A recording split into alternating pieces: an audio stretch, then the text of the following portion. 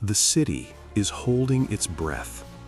It is early morning in Rome, March 15th, 44 BC. The air is cool, the streets unusually quiet.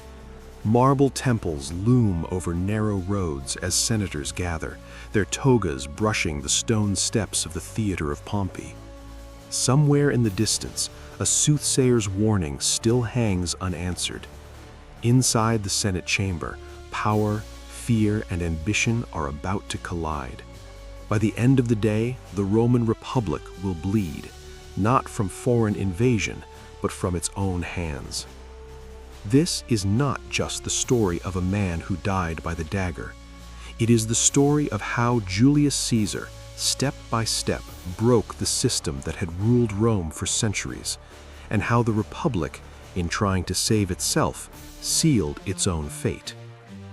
To understand how Rome reached this moment, one must first understand what the Republic was meant to be. For nearly 500 years, Rome had prided itself on balance. Power was divided among magistrates, assemblies, and the Senate. No king, no single ruler. Authority was shared, temporary, and fiercely protected from concentration. The Romans believed tyranny was their greatest enemy, and they built their institutions to prevent it at all costs. But by the 1st century BC, the Republic was already rotting from within. Rome's conquests had brought unimaginable wealth, but also chaos. Generals returned from distant wars, commanding armies more loyal to them than to the state. Political competition grew brutal, fueled by corruption, violence, and personal vendettas. The Senate, once a body of elder statesmen, became paralyzed by factionalism. Reform was blocked, grievances festered, and the Republic began to rely on strong men to solve problems it could no longer handle. Into this world stepped Gaius Julius Caesar. Born into a patrician family of modest means, Caesar was ambitious from the start. He understood Rome not just as a city of laws, but as a stage of perception.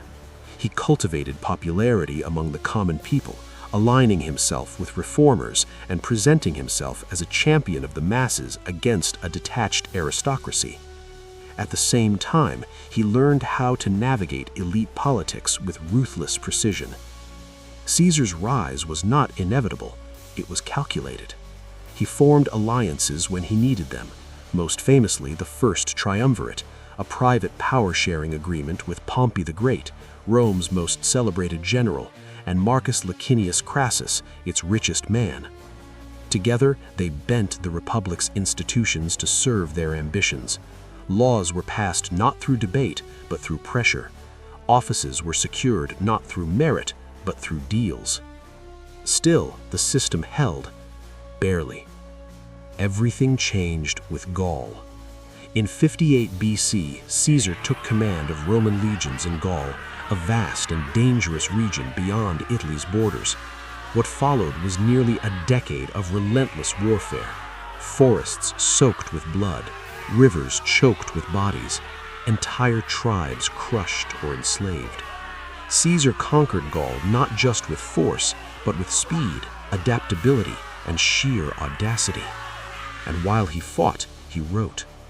His commentaries on the Gallic Wars were masterpieces of political messaging, clear, controlled, and self-serving. To Rome, Caesar was not just winning battles, he was becoming a legend. By the time he returned, he commanded veteran legions fiercely loyal to him alone. He was rich beyond measure, and he was feared. The Senate, alarmed by his growing power, demanded that Caesar relinquish his command before returning to Rome.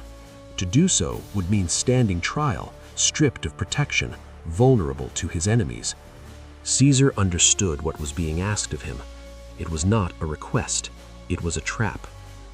In January of 49 BC, Caesar reached the Rubicon River, the legal boundary he was forbidden to cross with an army. The night was cold. The decision before him was irreversible. To cross meant civil war. To turn back meant political death. Caesar crossed. With that single act, the Republic's laws were broken by the man who would soon claim to restore them. Rome plunged into chaos as Caesar marched south and his rival Pompey fled the city.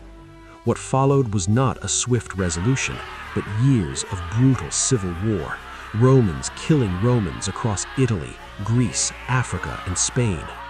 Caesar won not because he was always stronger, but because he was faster, bolder, and willing to take risks others would not. At Pharsalus, his outnumbered army shattered Pompey's forces. Pompey fled, only to be murdered in Egypt.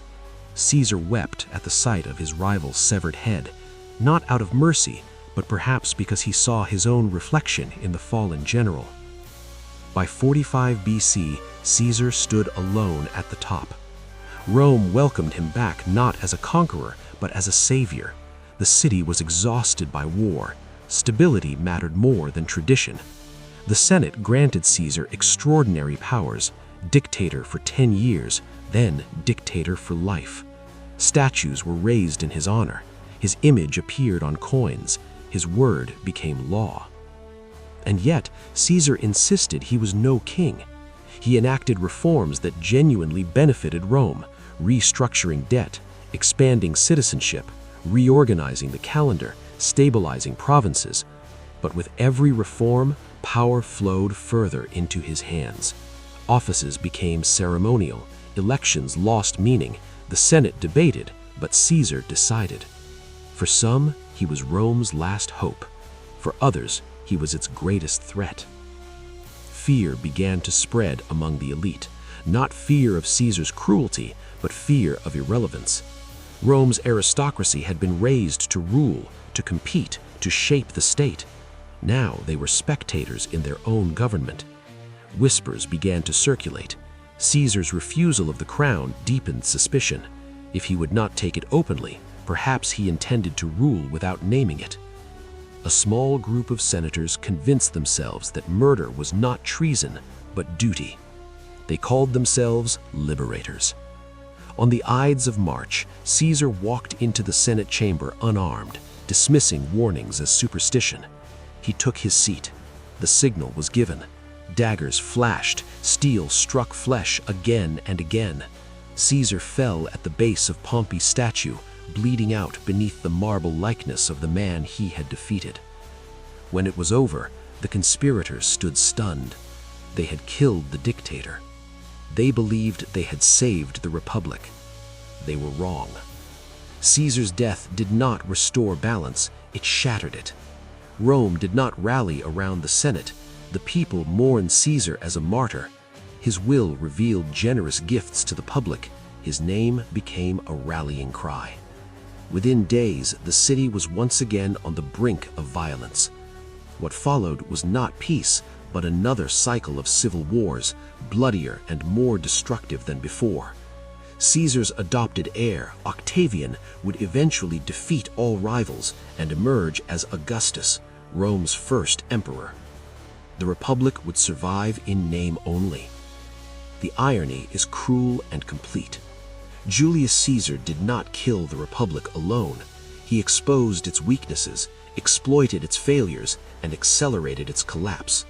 But the Senate's fear, the people's exhaustion, and the system's inability to adapt made his rise possible.